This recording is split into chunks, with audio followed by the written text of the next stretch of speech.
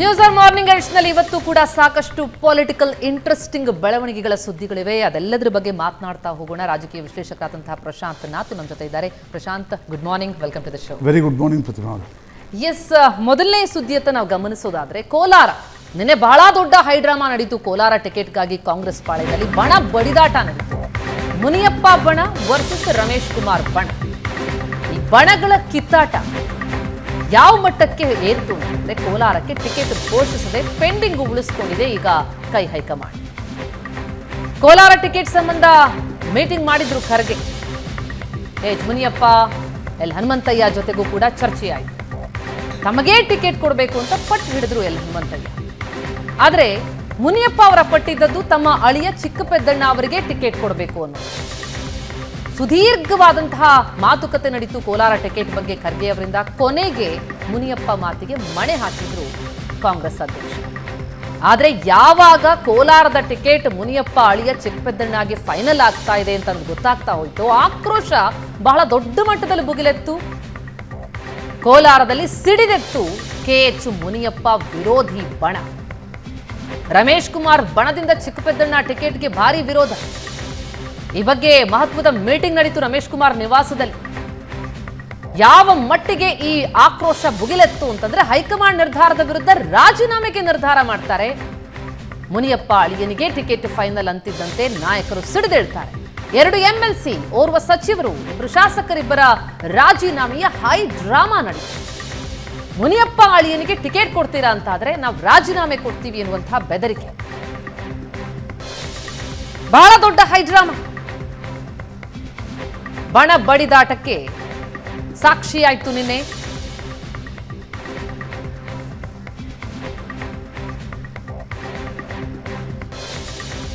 ನಿನ್ನೆಯ ಹೈ ಡ್ರಾಮಾದ ಸಂದರ್ಭದಲ್ಲಿ ರಾಜೀನಾಮೆ ಕೊಡಕ್ ಬರ್ತಾರೆ, ನಂತರ ಕೊನೆಗೂ ಅದನ್ನ ತಪ್ಪಿಸಲಾಗತ್ತೆ.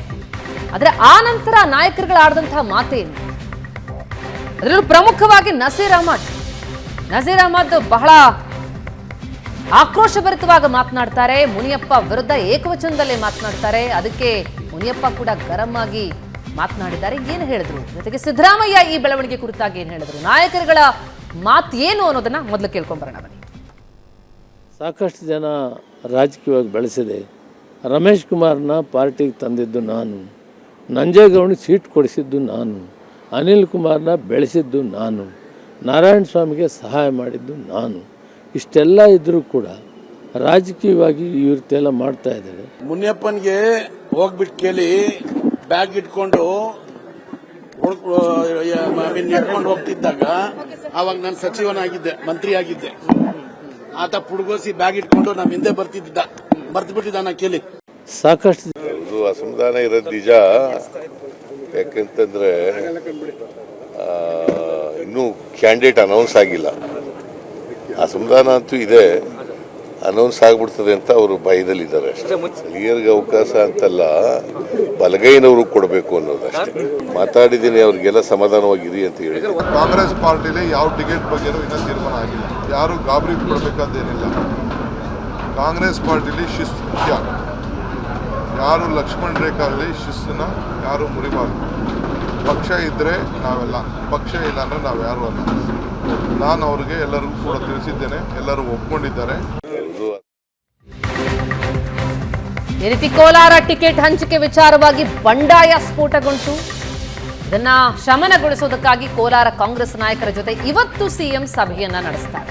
ರಮೇಶ್ ಕುಮಾರ್ ಬಣದ ಜೊತೆಗೆ ಸಿಎಂ ಸಭೆ ನಡೆಸಲಿದ್ದಾರೆ. ನಿನ್ನೆ ರಾತ್ರಿಯೇ ನಡಿಬೇಕಾಗಿತ್ತು ಕೋಲಾರ ಮುಖಂಡರ ಜೊತೆ ಒಂದು ಸಭೆ. ಆದ್ರೆ ನಿನ್ನೆ ಮೈಸೂರಲ್ಲೇ ಉಳ್ಕೊಂಡ್ರು ಸಿಎಂ ಸಿದ್ದರಾಮಯ್ಯ. ಇವತ್ತು DK ಸುರೇಶ್ ನಾಮಪತ್ರ ಸಲ್ಲಿಕೆ ಕಾರ್ಯಕ್ರಮ ಇದೆ, ಅದರಲ್ಲಿ ಭಾಗಿಯಾಗ್ತಾರೆ. ಹೀಗಾಗಿ ಮಧ್ಯಾಹ್ನದ ಮೇಲೆ ರಮೇಶ್ ಕುಮಾರ್ ಬಣದ ಜೊತೆ ಸಿಎಂ ಸಭೆ ನಡೆಸುವ ಸಾಧ್ಯತೆ ಇದೆ. ಆ ಸಭೆಯಲ್ಲಿ ರಮೇಶ್ ಕುಮಾರ್, ಶಾಸಕ ಕೊತ್ತೂರು ಮಂಜುನಾಥ್, ಶಾಸಕ ನಂಜೇಗೌಡ, MLC ನಸೀರ್ ಅಹಮದ್ ಸೇರಿ ಹಲವರು ಭಾಗಿಯಾಗಲಿದ್ದಾರೆ.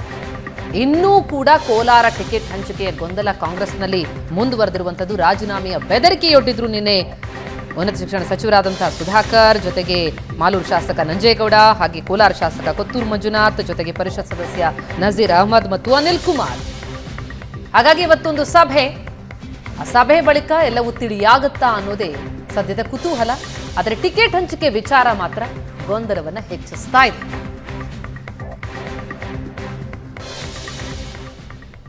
ಎಸ್, ಈ ಕೋಲಾರ ಟಿಕೆಟ್ ಹಂಚಿಕೆ ವಿಚಾರ ಪ್ರಶಾಂತ್, ನಿನ್ನೆ ನಡೆದದ್ದಿದೆಯಲ್ಲ ಭಾರಿ ಹೈಡ್ರಾಮಾ. ಬಹುಶಃ ಕಾಂಗ್ರೆಸ್ ಹೈಕಮಾಂಡ್ ಇದನ್ನ ಎಕ್ಸ್ಪೆಕ್ಟ್ ಮಾಡಿರಲಿಲ್ಲ ಅಂತ ಅನಿಸುತ್ತೆ. ಆದ್ರೆ ಈ ಶಾಸಕರುಗಳು ಭಾರಿ ಪ್ಲಾನ್ ಅನ್ನೇ ಮಾಡ್ಕೊಂಡಂತೆ ಕಂಡು ಬರ್ತಾ ಇತ್ತು. ನಿನ್ನೆ ನಡೆದಂತಹ ಡ್ರಾಮಾವನ್ನು ನೋಡ್ತಾ ಇದ್ರು. ನಿಜಕ್ಕೂ ರಾಜೀನಾಮೆ ಕೊಡೋದಕ್ಕೆ ಬಂದಿದ್ರು ಅಂತ ಅನ್ಸುತ್ತಾ?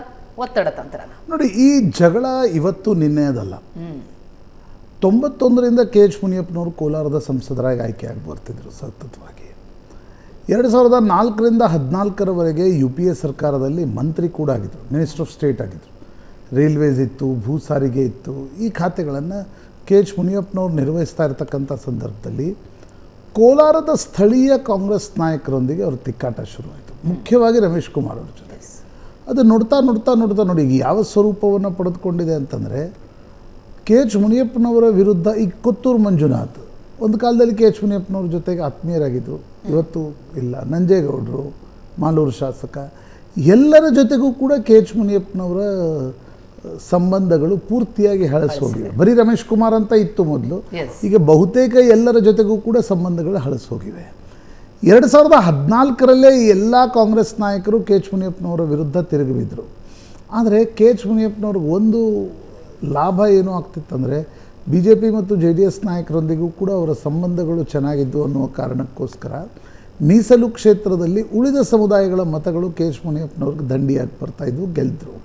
ಆದರೆ 19ರಲ್ಲೊಂದು ಪೇಚು ಶುರುವಾಯಿತು. ಏನು ಅಂತಂದರೆ, JDS ಜೊತೆಗೆ ನೇರವಾಗಿ ಮೈತ್ರಿ ಆಗಿರುವಾಗ ಕಾಂಗ್ರೆಸ್ನ ಎಲ್ಲ ನಾಯಕರು ಒಳಗಿಂದೊಳಗೆ BJPಯನ್ನು ಬೆಂಬಲಿಸಿದ್ರು. ಅದು ಇಲ್ಲವಾದಲ್ಲಿ ಒಂದು ಶಾಸಕ ಸ್ಥಾನವನ್ನು ಗೆಲ್ಲದ, ಒಮ್ಮೆಯೂ ಕೋಲಾರದಲ್ಲಿ ಗೆಲ್ಲದ BJPಯ ಮುನಿಸ್ವಾಮಿ ರಾತ್ರೋರಾತ್ರಿ ಬೆಂಗಳೂರಿನಿಂದ ಹೋಗಿ ಕೋಲಾರದಲ್ಲಿ ಹೇಗೆ ಗೆಲ್ತಾರೆ? ಕಾರಣ ಈ ಎಲ್ಲ ಕಾಂಗ್ರೆಸ್ ನಾಯಕರು BJPಯನ್ನು ಒಳಗಿಂದೊಳಗಡೆ ಬೆಂಬಲಿಸಿದ್ರು KH ಮುನಿಯಪ್ಪನವ್ರನ್ನ ಸೋಲಿಸೋದಕ್ಕೋಸ್ಕರ. ಮೊನ್ನೆಯ ವಿಧಾನಸಭಾ ಚುನಾವಣೆಯಲ್ಲೂ ಕೂಡ ಸಿದ್ದರಾಮಯ್ಯನವರು ಕೋಲಾರಕ್ಕೆ ಹೋಗಿ ನೋಡಿ, ಬಹುಶಃ ಇಂಥ ಘಟನೆಗಳೇ ಕಡಿಮೆ ಆಗ್ತವೆ. ದೊಡ್ಡ ನಾಯಕರು ಇಲ್ಲ ನಾನು ಕೋಲಾರದಿಂದ ಸ್ಪರ್ಧಿಸ್ತೀನಿ ಅಂತ ಹೇಳಿ ಅಲ್ಲಿ ಹೋಗಿ ಅಲ್ಲಿ ಒಂದು ಇಲೆಕ್ಷನ್ ಮಷಿನರಿ ಸೆಟಪ್ ಮಾಡಿ ನಂತರ ವಾಪಸ್ ವರುಣಕ್ಕೆ ಹೋಗಿದ್ದಿದೆ ಅಲ್ವಾ, ಇದು ಮುಖ್ಯ ಕಾರಣ ಈ ಬಣಗಳ ಜಗಳ. ಇವರಿಬ್ಬರ ಜಗಳದಲ್ಲಿ ಎಲ್ಲಿ ಅನಗತ್ಯವಾಗಿ ನನಗೆ ತೊಂದರೆ ಆಗುತ್ತೋ ಅನ್ನುವ ಕಾರಣಕ್ಕೋಸ್ಕರ ಸಿದ್ದರಾಮಯ್ಯನವರು ಕೋಲಾರದಿಂದ ಅವರು ವಾಪಸ್ ವರುಣಕ್ಕೆ ಶಿಫ್ಟ್ ಆಗಿದ್ದರು.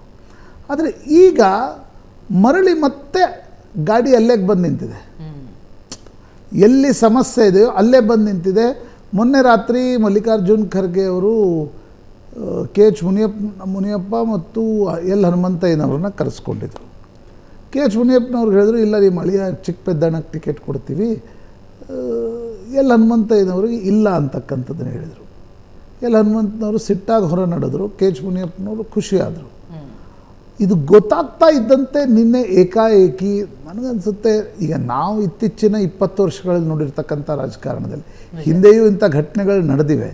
20 ವರ್ಷ ನೋಡಿರ್ತಕ್ಕಂಥ ರಾಜಕಾರಣದಲ್ಲಿ ಸಭಾಪತಿಗಳ ಕಚೇರಿವರೆಗೆ ಹೋಗಿ ನಾನು ರಾಜೀನಾಮೆ ಕೊಡ್ತೀನಿ ಕೊಟ್ಟು ಆ ಕಡೆ ಹೋದವರು ಇದ್ದಾರೆ, ಭಾಳ ಜನ ಇದ್ದಾರೆ. ನನ್ನ ಟಿಕೆಟ್ ಸಿಕ್ಕಿಲ್ಲ ಅನ್ನುವ ಕಾರಣಕ್ಕೋಸ್ಕರ ಕೊಟ್ಟು ಹೋದವರು ಇದ್ದಾರೆ. ಆದರೆ ಸಭಾಪತಿಗಳ ಕಚೇರಿವರೆಗೆ ಹೋಗಿ ಸ್ಪೀಕರ್ ಅಪಾಯಿಂಟ್ಮೆಂಟ್ ತೆಗೆದುಕೊಂಡು ಟಿಕೆಟ್ ಬದಲಾವಣೆ ಮಾಡಿ ಇಲ್ವಾದಲ್ಲಿ ನಾವು ರಾಜೀನಾಮೆ ಕೊಡ್ತೀವಿ ಅಂತಕ್ಕಂಥ ಹೇಳಿದ ಘಟನೆಗಳು ಅಪರೂಪ. ರಾಜೀನಾಮೆ ಪತ್ರನ ಪ್ರಕಟ ಮಾಡ್ತಾರೆ, ನಂತರ ಅಲ್ಲಿಗೆ ಭೈರತಿ ಅವರ ಎಂಟ್ರಿ ಆಗುತ್ತೆ, ಅಲ್ಲಿ ಭೈರತಿ ಸುರೇಶ್ ಹೋಗ್ತಾರೆ. ಆ ಡ್ರಾಮಾ ನಿಜಕ್ಕೂ ಕೆಲವೊಂದ್ಸಲ ಅದು ಅನೇಕರು ಹೇಳೋದು ಅದು ಸ್ಕ್ರಿಪ್ಟೆಡ್, ಅದು ಹೆಂಗೆ ರಾಜೀನಾಮೆ ಕೊಡ್ತಾರೆ. ಈಗ ನಜೀರ್ ಅಹ್ಮದ್ ಮುಖ್ಯಮಂತ್ರಿ ಸಿದ್ದರಾಮಯ್ಯನವರಿಗೆ ಅತ್ಯಂತ ಪರಮಾಪ್ತರು. Is one of the political advisers of ಸಿದ್ದರಾಮಯ್ಯನವರು. ಅವ್ರು ಹೇಗೆ ಹೋಗಿ ರಾಜೀನಾಮೆ ಕೊಡ್ತಾರೆ? ಇದೆಲ್ಲವೂ ಸ್ಕ್ರಿಪ್ಟೆಡ್ ಇತ್ತು. ಸಭಾಪತಿ ಹೊರಟ್ಟಿಯವರ ಕಚೇರಿಯನ್ನು ಈ ಪೊಲಿಟಿಕಲ್ ಡ್ರಾಮಾಗಾಗಿ ದುರುಪಯೋಗ ಪಡಿಸ್ಕೊಂಡ್ರು ಅಂತ ಅನಿಸುತ್ತೆ. ಅದರ್ವೈಸ್ ಸಭಾಪತಿಗಳ ಕಚೇರಿಗೆ ಹೋಗಿ ಇಂಥ ಘಟನೆಗಳು ನಡಿಬಾರ್ದು. ಆ್ಯಕ್ಚುಲಿ ಇಂಥ ಪ್ರಘಟನೆಗಳು ಅಲ್ಲಿ ನಡಿಬಾರ್ದು. ಮೊದಲೇ ಭೈರತಿ ಸುರೇಶ್ ಕೂಡ ಮಾತನಾಡ್ಬೋದಿತ್ತು, ಆದರೆ ಮಾಧ್ಯಮಗಳಿರ್ತವೆ, ಮಾಧ್ಯಮಗಳ ಎದುರು ಅವ್ರು ಹೋಗಿ ರಾಜೀನಾಮೆ ಪತ್ರವನ್ನು ಪ್ರದರ್ಶಿಸ್ತಾರೆ. ನಂತರ ಭೈರತಿ ಸುರೇಶ್ ಅಲ್ಲಿ ಹೋಗ್ತಾರೆ, ಬೇಡ ಬೇಡ ಬೇಡ ನೀವು ರಾಜೀನಾಮೆ ಕೊಡಬೇಡಿ ಅಂತ ಅವ್ರನ್ನ ಕರೀತಾರೆ.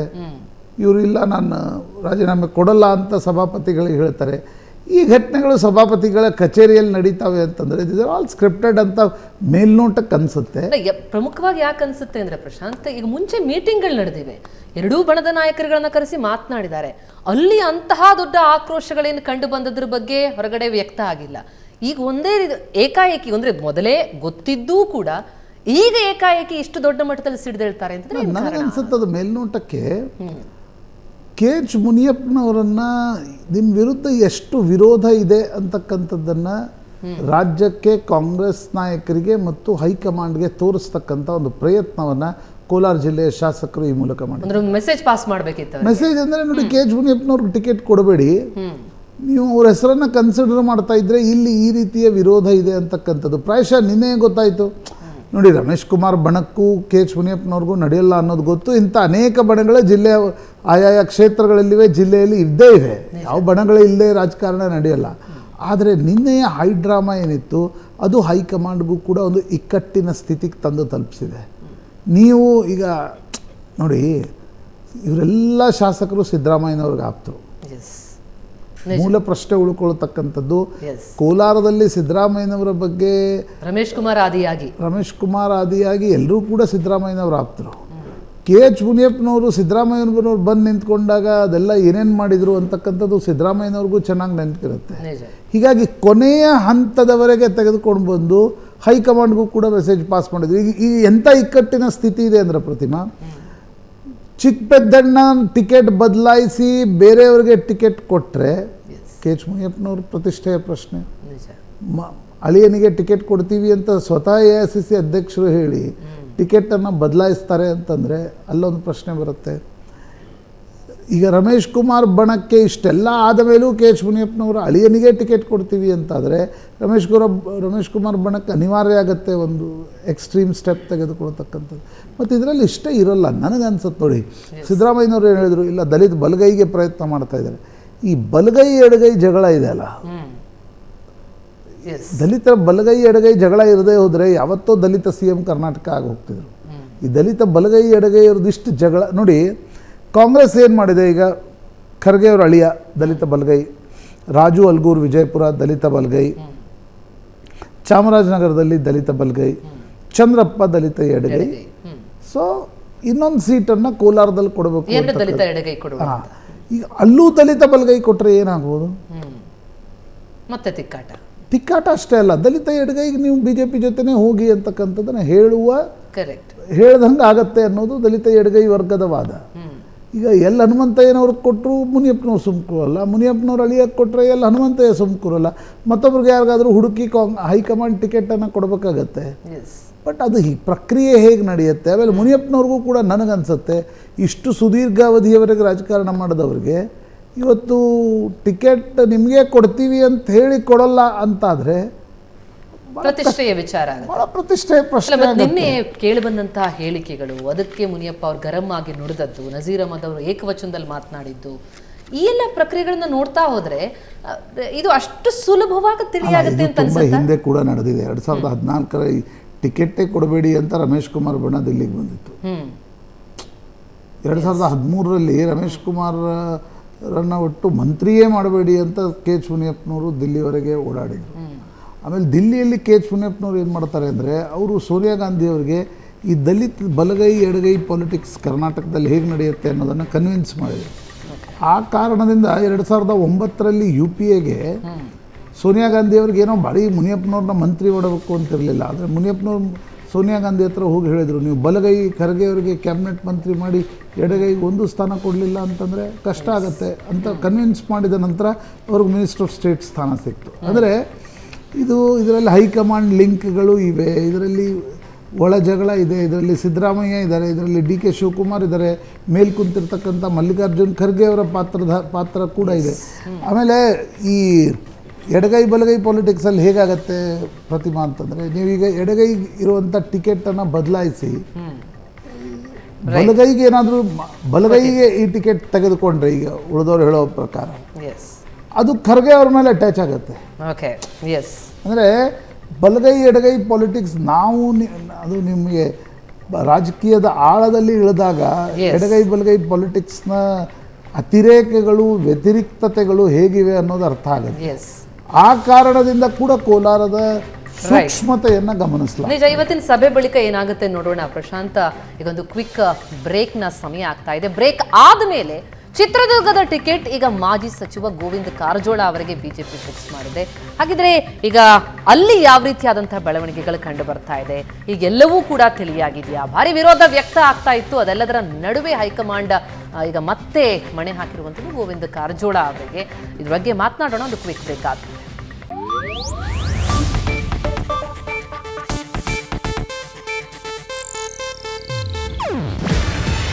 ಇದು ಏಷ್ಯಾನೆಟ್ ನ್ಯೂಸ್ ನೆಟ್ವರ್ಕ್ ಪ್ರಸ್ತುತಿ.